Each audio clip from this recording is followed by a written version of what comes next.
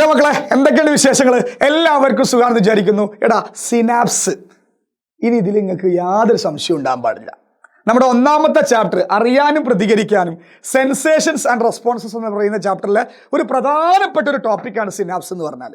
ഒരുപാട് മക്കൾ ഇങ്ങനെ മെസ്സേജ് അയച്ചാണ് ചോദിക്കും, സാർ സിനാപ്സ് എന്താണ്, സിനാപ്സിൻ്റെ ഉള്ളിൽ നടക്കുന്ന പ്രോസസ്സുകൾ പരിപാടികളൊക്കെ എന്താണ് എന്നുള്ള ഒരുപാട് മക്കൾ ഇങ്ങനെ വാട്സപ്പിലൂടെ പോലെ സ്കൂളിലൊക്കെ ക്ലാസ് ടെസ്റ്റ് ഒക്കെ നടക്കുന്ന സമയത്ത് ഇതൊന്ന് പറഞ്ഞു തരുമോ നമുക്ക് ചോദിച്ചാണ്ട് എന്ത് ചെയ്യുക, അതിൻ്റെ തലേ ദിവസമൊക്കെ ഒരുപാട് കുട്ടികൾ മെസ്സേജ് അയക്കും. ക്ലാസ് ടെസ്റ്റ് അല്ലല്ലോ നമുക്ക് മെയിന്, നമുക്ക് SLC പരീക്ഷയുടെ മെയിനല്ലേ. അപ്പോൾ എപ്പോഴും നമുക്ക് എന്ത് ചെയ്യണം, ഇത് ഓർമ്മ വേണം. അപ്പോൾ എന്ത് ചെയ്യുക, നിങ്ങൾ ആദ്യമായിട്ട് കേൾക്കുകയാണെങ്കിൽ ഇത് നിങ്ങളുടെ സുഹൃത്തുക്കൾക്കൊക്കെ ഷെയർ ചെയ്ത് കൊടുക്കുക കേട്ടോ. ഓക്കെ, അപ്പോൾ നമ്മൾ ഈ വീഡിയോ കണ്ടു തീരുമ്പം പിന്നെ സിനാപ്സിനെ കുറിച്ച് യാതൊരു സംശയവും ഉണ്ടാകാൻ പാടില്ല. ക്ലിയർ അല്ലേ? അപ്പോൾ സിനാപ്സ് എന്ന് പറഞ്ഞാൽ സിമ്പിളായിട്ട് അങ്ങ് പറഞ്ഞുതരാം. എടാ, നമ്മുടെ ബോഡിയിലൂടെ ഒരുപാട് ഇമ്പൾസ് ഇങ്ങനെ കണ്ടിന്യൂസ് ആയിട്ട് പാസ് ചെയ്ത് ബ്രെയിനിലേക്ക് പോകുന്നുണ്ട് അല്ലേ. ഉദ്ദീപനം ഉണ്ടാവും, ഇമ്പൾസ് എന്ത് ചെയ്യും, നമ്മുടെ നാഡിൽ കൂടെ പാസ് ചെയ്തിട്ട് ന്യൂറോൺസിലൂടെ പാസ് ചെയ്തിട്ട് ഇങ്ങനെ ബ്രെയിനിലേക്ക് പോകും, സംശയമൊന്നുമില്ല. അപ്പോൾ നമ്മുടെ ബോഡിയിൽ ഒരുപാട് നാഡികളുണ്ട്, ഒരുപാട് ന്യൂറോൺസ് ഉണ്ട് അല്ലേ. അതായത് ഇമ്പൾസ് ഇങ്ങനെ ഒരു ന്യൂറോൺ കഴിഞ്ഞ് അടുത്ത ന്യൂറോണിലേക്ക് കടന്ന് അടുത്ത ന്യൂറോണിലേക്ക് കടന്ന് അടുത്ത ന്യൂറോണിലേക്ക് കടന്ന് അങ്ങനെ പാസ് ചെയ്തിട്ടാണ് ഇങ്ങനെ പോണത്. അപ്പോൾ ഒരു ന്യൂറോൺ കഴിഞ്ഞ് അടുത്ത ന്യൂറോണിലേക്ക് കടക്കുന്ന ആ ഒരു ഗ്യാപ്പ് ഉണ്ടല്ലോ, ആ ചെറിയൊരു ജംഗ്ഷൻ, ആ ജംഗ്ഷനെയാണ് സത്യത്തിൽ നമ്മൾ എന്ത് വിളിക്കുന്നത്, സിനാപ്സ് എന്ന് വിളിക്കുന്നത്. നമുക്ക് സിമ്പിളായിട്ട് നോക്ക്. യെസ്, ഇവിടെ നോക്ക്, ഇതൊരു ന്യൂറോണാണ്, ഇതൊരു ന്യൂറോണാണ്, അത് ബന്ധപ്പെടുന്ന ഗ്യാപ്പ് ഇതെന്താണ്, സിനാപ്സ് ആണ്. ഇനി അതുപോലെ തന്നെ ഇതൊരു ന്യൂറോണാണ്, ഇതൊരു ന്യൂറോണാണ്, അത് കൂടിച്ചേരുന്ന ഗ്യാപ്പ്, ഇതിനെന്ത് വിളിക്കാം, നമുക്ക് സിനാപ്സ് വിളിക്കാം. അപ്പോൾ ഇതിൽ ഒരുപാട് സിനാപ്സ് കാണാം. രണ്ട് നാഡീകോശങ്ങൾ തമ്മിൽ കൂടിച്ചേരുന്ന സ്ഥലത്തിനാണ് നമ്മൾ എന്ത് വിളിക്കുക, സിനാപ്സ് എന്ന് വിളിക്കുക. അപ്പോൾ നോക്ക്, ഞാനിപ്പോൾ ഈ നാഡീകോശം എടുത്തോ, ഇവിടെ നിങ്ങൾ ഇമ്പൾസ് ഇവിടെ നിങ്ങൾ തുടങ്ങിയിട്ട് ആവേഗം ഇങ്ങനെ വന്നിട്ട് ഡെൻഡ്രൈറ്റ്, ഡെൻഡ്രോണ്, ആക്സോൺ കൂടെ ഇങ്ങനെ പാസ് ചെയ്തിട്ട് നേരെ ആക്സോണൈറ്റിലെത്തും അല്ലെ. ആക്സോണൈറ്റ് നേരെ ഈ അറ്റത്തുള്ള സിനാപ്റ്റിക് നോബിലേക്ക് എത്തും. സിനാപ്റ്റിക് നോബിന്ന് അടുത്ത നാഡിയിലേക്ക് കിടക്കുമ്പം അടുത്ത നാഡിയുടെ ആദ്യത്തെ ഭാഗത്തേക്കാണ് കിടക്കുക. ആദ്യത്തെ ഭാഗം ഏതാണ്, ഈ നാഡിയുടെ ആദ്യത്തെ ഭാഗം ഡെൻഡ്രൈറ്റ് ആണ്. അപ്പോൾ സത്യത്തിൽ സിനാപ്സ് എന്ന് പറഞ്ഞ സ്ഥലത്ത് പ്രധാനമായിട്ടും രണ്ട് നാഡീകോശങ്ങളുടെ രണ്ട് ഭാഗങ്ങൾ ഉണ്ടാവും, സംശയമൊന്നുമില്ല. അതായത് ഒരു നാഡീകോശത്തിൻ്റെ ഏറ്റവും അവസാന ഭാഗം, കാരണം എന്താ, ആവേഗം ഇങ്ങനെ വന്ന് അവസാന ഭാഗത്തേക്ക് എത്തും. അപ്പോൾ അവസാനത്തെ ഭാഗത്ത് ആരുണ്ടാകുക, സിനാപ്റ്റിക് നോബല്ലേ. യെസ്, അടുത്ത നാഡിയുടെ ആരേക്കാരം ഫസ്റ്റ് ഉണ്ടാവും, ഡെൻഡ്രൈറ്റ് ആണ്. അപ്പോൾ സത്യത്തിൽ ഒരു സിനാപ്സ് എന്ന് പറഞ്ഞ ഭാഗത്ത് രണ്ട് ഭാഗങ്ങളാണ് ഉണ്ടാകുക. ഒരു നാഡിയുടെ സിനാപ്റ്റിക് നോബും അവസാന ഭാഗമായ സിനാപ്റ്റിക് നോബും മറ്റേ നാഡിയുടെ ഫസ്റ്റ് ഭാഗമായ ഏതുമാണ് ഉണ്ടാകുക, ഡെൻഡ്രൈറ്റും ആണ് ഉണ്ടാകുക. ക്ലിയർ അല്ലേ? ഇനി നമുക്ക് നോക്കാം, ചിത്രം നോക്ക്. നമുക്ക് ഇനി നിങ്ങളുടെ പുസ്തകത്തിലുള്ള കിടിലൻ ചിത്രം നോക്ക്. അപ്പോൾ ഇമ്പൾസ് ഇങ്ങനെ വന്ന് ഇലക്ട്രിക് ഇമ്പൾസ്, അതായത് ആവേഗം എന്ന് പറഞ്ഞ സാധനം ഇങ്ങനെ വന്നു അല്ലെ. ആവേഗം വന്നു, വൈദ്യുത ആവേഗം ഇങ്ങനെ വന്നു. യെസ്, അപ്പോൾ ഇത് ഒരു നാഡീകോശത്തിന്റെ അവസാന ഭാഗമാണ്. അവസാന ഭാഗത്തിന് എന്താ പറയുക, സിനാപ്റ്റിക് നോബ് എന്ന് പറയും. എന്താ പറയുക, സിനാപ്റ്റിക് നോബ് എന്ന് പറയും. സംശയം ഉണ്ടാകാൻ പാടില്ല അല്ലെ, സിനാപ്റ്റിക് നോബ്. അങ്ങനെ ആവേഗം എന്ത് ചെയ്തെത്തി, സിനാപ്റ്റിക് നോബിലേക്ക് എത്തി. അതായത് ഇമ്പൾസ് സിനാപ്റ്റിക് നോബിലേക്ക് എത്തി. ഇനി ആ ആവേഗം എവിടേക്ക് കിടക്കണം, അടുത്ത നാഡിയുടെ ഫസ്റ്റ് ഭാഗത്തേക്ക് കിടക്കണം. അടുത്ത നാഡിയുടെ ഫസ്റ്റ് ഭാഗം ഏതാണ്, ഡെൻഡ്രൈറ്റ് അല്ലേ. അപ്പോൾ ആ ഡെൻഡ്രൈറ്റ് ഇതാ അവിടെ കൊടുത്തിട്ടുണ്ട്, ഡെൻഡ്രൈറ്റ് അല്ലേ. അടുത്ത നാഡിയുടെ ഫസ്റ്റ് ഭാഗം ഏതാ, ഡെൻഡ്രൈറ്റ്. ഇനി ഇവിടെ എന്താ നടക്കണത് കേട്ടോട്ടാ, ശ്രദ്ധിച്ച് കേട്ടോ. വൈദ്യുത ആവേഗം അല്ലെങ്കിൽ ഇമ്പൾസ് നേരെ ഇവിടെ എത്തി സിനാപ്റ്റിക് നോബിൽ എത്തുമ്പോൾ സിനാപ്റ്റിക് നോബ് ഒരു രാസവസ്തുവിനെ സെക്രീറ്റ് ചെയ്യും, അതായത് ഒരു കെമിക്കലിനെ സെക്രീറ്റ് ചെയ്യും. കണ്ടങ്ങൾ സെക്രീറ്റ് ചെയ്യുന്നത്, അതിന്റെ ഗ്യാപ്പിലേക്ക് കണ്ട ഒരു ബബിൾ പോലെ ഇങ്ങനെ സാധനം ഇങ്ങനെ വരുന്നത്, ഇത് രാസവസ്തുവാണ്. ഇതിന്റെ ഈ ഗ്യാപ്പിലേക്ക് സെക്രീറ്റ് ചെയ്യും. അതായത് ആരാണ് സെക്രീറ്റ് ചെയ്യുന്നത്, നമ്മുടെ സിനാപ്റ്റിക് നോബ്.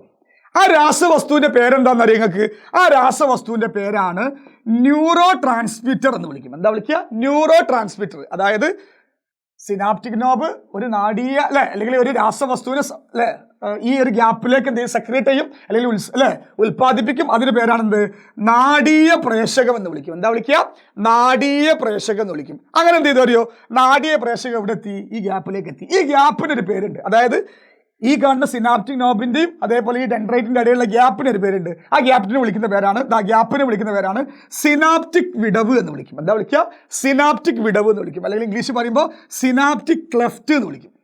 അങ്ങനെ എന്ത് ചെയ്തു അറിയോ, സിനാപ്റ്റിക് നോബ് ഉണ്ടാക്കുന്ന നാഡീയ പ്രേഷകം അല്ലെങ്കിൽ ന്യൂറോ ട്രാൻസ്മിറ്റർ ഏത് ഗ്യാപ്പിലേക്ക് എത്തി, ഈ ഗ്യാപ്പിലേക്ക് എത്തി. ഈ ഗ്യാപ്പിന്റെ പേരെന്താ, സിനാപ്റ്റിക് ക്ലെഫ്റ്റിലേക്ക് എത്തി അല്ലെങ്കിൽ സിനാപ്റ്റിക് വിടവിലെത്തി. എന്നിട്ട് എന്താ അറിയോ, ഈ കാണുന്ന ന്യൂറോ ട്രാൻസ്മിറ്റർ അല്ലെങ്കിൽ ഈ നാഡീയ പ്രേഷകം നേരെ ചെല്ലും. എവിടേക്കാ ചെല്ലുക അറിയോ, അടുത്ത നാഡിയുടെ ഡെൻഡ്രൈറ്റിലേക്ക് എത്തും. എന്നിട്ട് അടുത്ത നാഡിയുടെ ഡെൻഡ്രൈറ്റ് എന്ത് ചെയ്യും, അവിടെ പോയിട്ട് സ്റ്റിമുലേറ്റ് ചെയ്യിപ്പിക്കും. എന്ത് ചെയ്യും, സ്റ്റിമുലേറ്റ് ചെയ്യിപ്പിക്കും. സ്റ്റിമുലേറ്റ് ചെയ്യിപ്പിക്കാറ ഉത്തേജിപ്പിക്കും. ഉത്തേജിപ്പിക്കുന്ന പറഞ്ഞാൽ അങ്ങനെ കൺഫ്യൂഷൻ ആയി നിൽക്കണ്ട. ഒരു പണിയില്ലാത്തതിനെ കൊണ്ട് പണിയെടുപ്പിക്കുക, അതന്നെയാണ് ഉത്തേജിപ്പിക്കുക. സിമ്പിൾ അല്ലേ? ഓക്കെ. അപ്പൊ എന്ത് ചെയ്തറിയോ, ഒന്നും കൂടി പറയാം. ആവേഗം നേരെ സിനാപ്റ്റിക് നോബിലെത്തും. ഇമ്പൾസ് സിനാപ്റ്റിക് നോബിലെത്തുമ്പോൾ സിനാപ്റ്റിക് നോബ് എന്തുണ്ടാക്കും? നേരെ രാസവസ്തുവായ അല്ലെ ന്യൂറോ ട്രാൻസ്മിറ്ററിനെ ഉണ്ടാക്കും, അല്ലെങ്കിൽ നാഡീയ പ്രേഷകത്തെ ഉണ്ടാക്കും. ഏത് വിടവിലേക്ക്? ഈ പറയുന്ന സിനാപ്റ്റിക് വിടവിലേക്ക്, അല്ലെങ്കിൽ സിനാപ്റ്റിക് ക്ലെഫ്റ്റിലേക്ക്. ആ വിടവിലൂടെ ചെന്നിട്ട് നാഡീയ പ്രേഷകം അല്ലെങ്കിൽ ന്യൂറോ ട്രാൻസ്മിറ്റർ അപ്പുറത്ത് ഡെൻഡ്രൈറ്റ് എന്ത് ചെയ്യും? ഉത്തേജിപ്പിക്കുമ്പോൾ എന്താ സംഭവിക്കുക അറിയോ? ഇവിടെ നിങ്ങൾക്ക് ഈ ഭാഗത്ത് ഏത് ടൈപ്പ് ആവേഗമാണോ വന്നത്, ഇമ്പൾസ് ആണോ വന്നത്, അതേപോലത്തെ ഒരു എക്സാക്റ്റ് കോപ്പി പുതിയൊരു ആവേഗം ഇവിടെ ഉണ്ടാവും, ഓട്ടോമാറ്റിക്കലി ജനറേറ്റ് ആവും. എപ്പോ? ഈ നാഡീയ പ്രേഷകം പോയിട്ട് ഇപ്പുറത്ത് ഉത്തേജിപ്പിക്കുമ്പോൾ, അതായത് ഈ ഡെൻഡ്രൈറ്റിനെ ഉത്തേജിപ്പിക്കുമ്പോൾ. അപ്പൊ സത്യത്തിൽ ഇപ്പൊ എന്തായിരുന്നു? ഇവിടെ ഉള്ള ആവേഗം ഇവിടെ എത്തി. കാരണം എന്താ? സത്യത്തിൽ ഇത് ഇങ്ങോട്ട് വന്നിട്ടില്ല.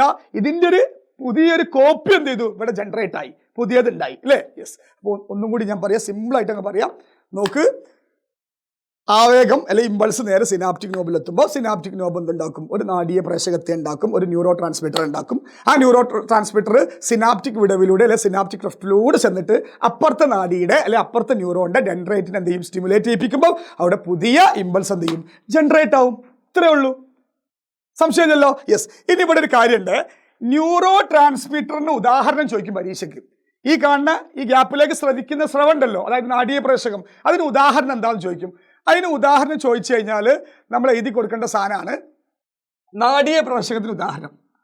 നാഡീയ പ്രേഷകത്തിന് ഉദാഹരണം, അതായത് ന്യൂറോ ട്രാൻസ്മിറ്ററിന് ഉദാഹരണം പറഞ്ഞാൽ നമ്മുടെ ഇതാ.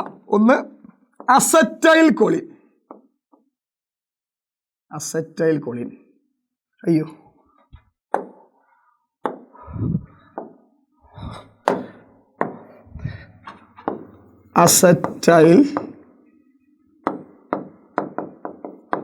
അസറ്റൈൽ കോളിൻ, അതേപോലെ ഡോപ്പമിൻ. ഇത് രണ്ടുമാണ് എന്തിന് ഉദാഹരണം? നാഡീയ പ്രേഷകത്തിന് ഉദാഹരണം. ഞാൻ ഇവിടെ ഇതാ.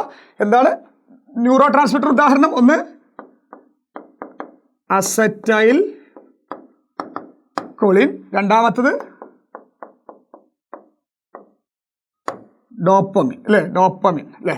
അസറ്റൈൽ കോളിനും ഡോപ്പമിനുമാണ് എന്തിന് ഉദാഹരണം? അസറ്റൈൽ കോളിനും ഡോപ്പമിനുമാണ് എന്തിന് ഉദാഹരണം? ന്യൂറോ ട്രാൻസ്മിറ്ററിന് ഉദാഹരണം. ക്ലിയർ അല്ലേ? യെസ്. അപ്പോൾ നമുക്കിവിടെ നോക്കാം. Synapse is the junction between two neurons. കണ്ടോ? ഇതൊരു ന്യൂറോണ്. ഈ ന്യൂറോൺസ് നമ്മൾ ജംഗ്ഷനാണ് വിളിക്കുന്നത്. എന്ത് പറയാ? ഇതൊരു ജംഗ്ഷൻ അല്ലേ? ജംഗ്ഷൻ വിളിക്കുന്ന പേരാണ് സിനാപ്സ് അല്ലേ? പിന്നെ or A neuron and muscle cell or A neuron and glandular cell. അതായത് ഒരു നാഡീകോശവും രണ്ട് നാഡീകോശങ്ങൾ തമ്മിലോ നാഡീകോശവും പേശീകോശവുമായോ നാഡീകോശവും ഗ്രന്ഥികോശവുമായോ ബന്ധപ്പെടുന്ന ഭാഗമാണ് സിനാപ്സ്. അപ്പൊ പക്ഷെ ഒരു പ്രശ്നം ഉണ്ടല്ലോ. ഞാൻ പഠിച്ചത് നാഡീകോശവും അതായത് ന്യൂറോണും കൂടി ചേരുന്ന ഭാഗം മാത്രമല്ലേ പഠിച്ചിട്ടുള്ളൂ. അതായത് ഇത് രണ്ട് ന്യൂറോൺ അല്ലേ, ഇത് രണ്ടും കൂടി ചേരുന്ന ഭാഗത്ത് സിനാപ്സ് ആണ് സാറ് പറഞ്ഞു, ഞാൻ പഠിച്ചു. പക്ഷെ നാഡീകോശവും പേശീകോശവും അല്ലെ നാഡീകോശവും ഗ്രന്ഥികോശവും അല്ലെങ്കിൽ നമ്മൾ പറഞ്ഞ ഇംഗ്ലീഷ് പറയുകയാണെങ്കിൽ ന്യൂറോണും മസിൽ സെല്ലും ന്യൂറോണും ഗ്ലാൻഡുലാർ സെല്ലും അത് കൂടി ചേരുന്ന ഭാഗത്തിന് എങ്ങനെ സിനാപ്സ് ആകുക? അപ്പൊ നിങ്ങൾക്ക് ഒരു ചിത്രം കാണിച്ചു തരാം. ചിത്രം ഉണ്ടാവും. ഇത് ന്യൂറോൺ ആണ്, ഇത് വേറെ ന്യൂറോൺ. അത് രണ്ടും കൂടി ചേരുന്ന ഭാഗത്തിന് നമുക്ക് എന്ത് വിളിക്കാം? ഇതിന് നമുക്ക് എന്ത് വിളിക്കാം? ഈ ഗ്യാപ്പിന് എന്ത് വിളിക്കാം? സിനാപ്സ് എന്ന് വിളിക്കാം. ഇവിടെ കൂടി ചേർന്നത് ആരൊക്കെയാണ്? രണ്ട് നെർവ് സെൽസ് ആണ്. ഇനി ഇവിടെ നോക്ക്, ഇതൊരു ന്യൂറോൺ ആണ്. ഇതിങ്ങനെ വന്നിട്ട് ഈ ന്യൂറോൺ ഇങ്ങനെ വന്നിട്ട് നേരെ വന്നിട്ട് നമ്മളെ മസിലുമായിട്ട് കൂടി ചേരുന്നുണ്ട്. നമ്മളെ കാലുമുതൽ കൈമുലൊക്കെ മസിലുമായിട്ട് കൂടി ചേരുന്നുണ്ട്. അപ്പൊ ഇവിടെ നമുക്ക് എന്ത് വിളിക്കാം? സിനാപ്സ് എന്ന് വിളിക്കാം. അപ്പൊ ഇവിടെ എന്തായി? ന്യൂറോണും മസിൽ സെല്ലും കൂടി ചേരുന്ന ഭാഗത്തിന് സിനാപ്സ് എന്ന് വിളിക്കാം. പിന്നെ ഇവിടെ നോക്ക്, ഇതും ന്യൂറോൺ ആണ്, ഇതും നമ്മളെ നാഡിയാണ്. അതിങ്ങനെ വന്നിട്ട് നോക്ക്, ഒരു ഗ്രന്ഥികോശം എന്ന് പറഞ്ഞാൽ ഗ്ലാൻഡുലാർ സെൽ, അതുമായിട്ടും കൂടി ചേരുന്നുണ്ട്. അപ്പൊ ഈ കൂടി ചേർത്തിന് ഈ ഭാഗത്തിന് എന്ത് വിളിക്കാം? സിനാപ്സ് എന്ന് വിളിക്കാം. അപ്പൊ എത്ര തരം സിനാപ്സ് ഉണ്ട്? 3 തരം സിനാപ്സ് ഉണ്ട്. എന്താ? ന്യൂറോണും കൂടി ചേരുന്ന ഭാഗത്തിന് ഒരു സിനാപ്സ് എന്ന് വിളിക്കാം. പിന്നെ അതുപോലെ തന്നെ ന്യൂറോണും മസിൽ സെല്ലും കൂടി ചേരുന്ന ഭാഗത്തിന് സിനാപ്സ് എന്ന് വിളിക്കാം. ന്യൂറോണും ഗ്ലാൻഡുലാർ സെല്ലും കൂടി ചേരുന്ന ഭാഗത്തിന് എന്ത് വിളിക്കാം? സിനാപ്സ് എന്ന് വിളിക്കാം. അതായത് നാഡീകോശവും കൂടി ചേരുന്ന ഭാഗത്തിന് സിനാപ്സ് എന്ന് വിളിക്കാം. നാഡീകോശവും പേശീകോശവും കൂടി ചേരുന്ന ഭാഗത്തിന് സിനാപ്സ് എന്ന് വിളിക്കാം. നാഡീകോശവും ഗ്രന്ഥികോശവും കൂടി ചേരുന്ന ഭാഗത്തിന് നമുക്ക് എന്ത് വിളിക്കാം?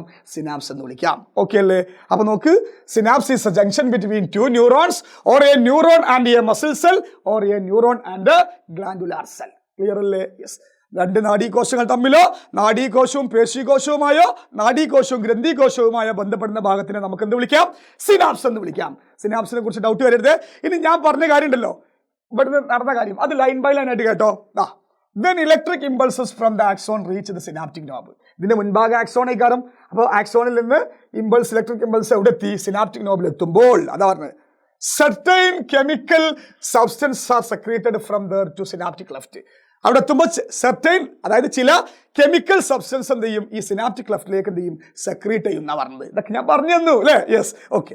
ഇനി these chemical substances are called neuro transmitter. ഈ കെമിക്കൽ സബ്സ്റ്റൻസിനെ നമ്മൾ വിളിക്കുന്ന പേരാണ് ന്യൂറോ ട്രാൻസ്മിറ്റർ. അതൊക്കെ പറഞ്ഞത് ആക്സോണിൽ നിന്നും വൈദ്യുതാവയവങ്ങൾ സിനാപ്റ്റിക് നോബിൽ എത്തുമ്പോൾ ചില രാസവസ്തുക്കളെ സിനാപ്റ്റിക് വിടവിലേക്ക് ശ്രമിക്കുന്നു. ഈ രാസവസ്തുക്കളെ വിളിക്കുന്ന പേരാണെന്ത്? നാഡീയ പ്രേഷകം. അപ്പോൾ ആരാണ് നാഡീയ പ്രേഷകം ചോദിച്ചു കഴിഞ്ഞാൽ, ആവേഗങ്ങൾ സിനാപ്റ്റിക് നോബിൽ എത്തുമ്പോൾ സിനാപ്റ്റിക് നോബ് ഒരു രാസവസ്തുവിനെ സെക്രീറ്റ് ചെയ്യുന്നു, അല്ലെങ്കിൽ ഉൽപ്പാദിപ്പിക്കുന്നു, പ്രൊഡ്യൂസ് ചെയ്യുന്നു. എവിടേക്ക്? സിനാപ്റ്റിക് ക്ലെഫ്റ്റിലേക്ക്, അല്ലെങ്കിൽ സിനാപ്റ്റിക് വിടവിലേക്ക്. അതിനെ വിളിക്കുന്ന പേരാണ് നാഡീയ പ്രേഷകം. നാഡീയ പ്രേഷകത്തിന് രണ്ട് ഉദാഹരണം, അസറ്റൈൽ കൊളിൻ ഡോപ്പമിൻ അല്ലെ, അസറ്റൈൽ കൊളിൻ ഡോപ്പമിൻ. മറക്കരുത്, ഇവിടെ നടക്കുന്ന പ്രോസസ്സൊക്കെ ഞാൻ പറഞ്ഞു. ഒന്നും കൂടി പറയും ലാസ്റ്റ്.